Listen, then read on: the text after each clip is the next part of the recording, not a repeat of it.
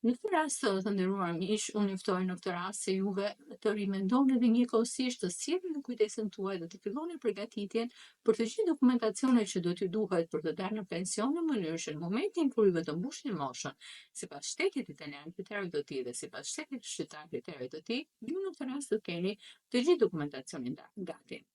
Tashmë që ne i kemi shpjeguar të gjitha detajet e marrëveshjes, dhe që ju tashmë jeni njohur me to, a jeni gati për të filluar procesin e aplikimit?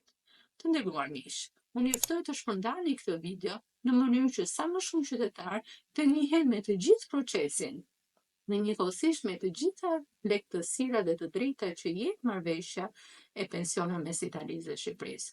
Për të informuar në koreane, unë juftoj të abonoheni tani në kanalin tim në YouTube. Njëkohësisht juftoj të parashtroni të gjithë pyetjet tuaja dhe unë do t'i përgjigje me shumë kënaqësi.